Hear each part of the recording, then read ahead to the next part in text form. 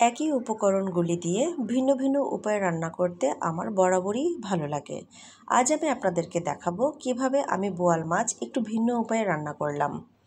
প্রথমে আমি মাছগুলি ধুয়ে লবণ, হলুদ এবং মরিচ মাখিয়ে রেখে দিলাম এক সাইডে। এরপর একটি কড়াইতে তেল গরম করে মাছগুলি ভেজে নিলাম।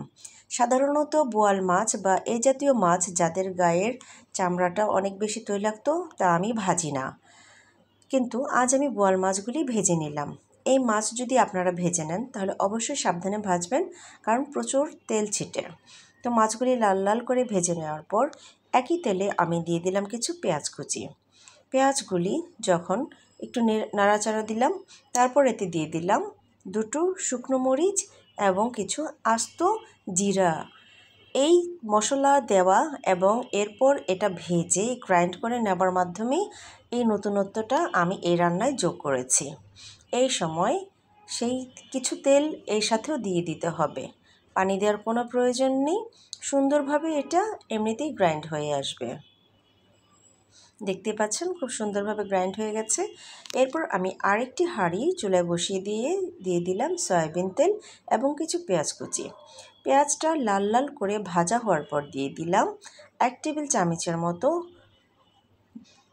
আদা এবং রসুনের পেস্ট। এই মশলাটা আমি লো ফ্লেমে দিলাম। সাধারণত আদা রসুন দেওয়ার পর আমি একটু পানি দিয়ে দিই তাড়াতাড়ি করে, কারণ এটা খুব ছিটে। কিন্তু আমি লো ফ্লেমে রাখাতে আজ ছিটছিল না। আমি একটু আদা রসুনের পেস্টটাকে একটু ভেজে নিলাম। তো এটা যখন ভাজা হয়ে গেল, তারপর একটু পানি দিলাম এবং এতে একে একে দিয়ে দিলাম হলুদ গুঁড়ো, জিরা এবং ধনিয়ার গুঁড়ো, লবণ এবং মরিচ গুঁড়ো।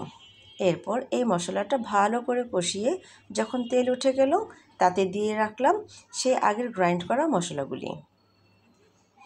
এই মশলা দেওয়ার পর একটু পানি দিয়ে দিলাম এবং মিডিয়াম লো ফ্লেমে নেড়ে চেড়ে আরেকটু কষালাম।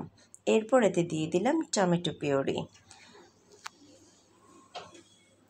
এরপর খুব ভালো করে নেড়ে চেড়ে মিডিয়াম লো ফ্লেমে আমি মশলাটা আরও প্রায় 5 থেকে 6 মিনিট কষিয়ে নিলাম।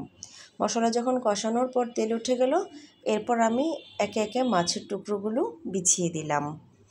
এরপর একটু নেড়ে মাছের এপিঠ ওপিঠে যেন মশলা লেগে যায় সেইভাবে নাড়লাম এবং এতে দিয়ে দিলাম পরিমাণ মতো পানি।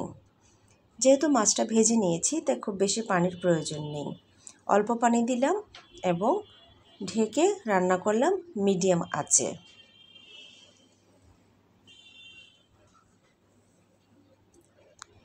এই রান্না আপনারা গরম ভাতের সাথে অথবা পোলাওর সাথেও খেতে পারবেন।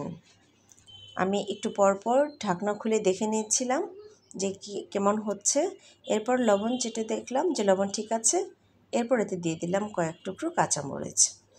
যখন তেল উঠে যাচ্ছিল তখন এতে দিয়ে দিলাম ধনিয়া পাতা এবং লবণ এবং সব কিছু ঠিকঠাক থাকার কারণে আর না নেড়ে ঢেকে আরও প্রায় 5 মিনিট রান্না করলাম।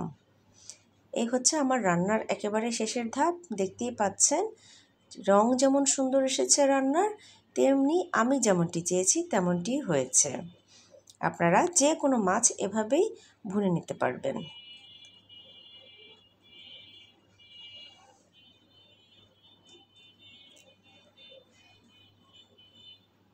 এরপর গরম ভাতের সাথে মাছের ভুনা দিয়ে ভাত খাওয়াটা দারুণ স্বাদের ছিল।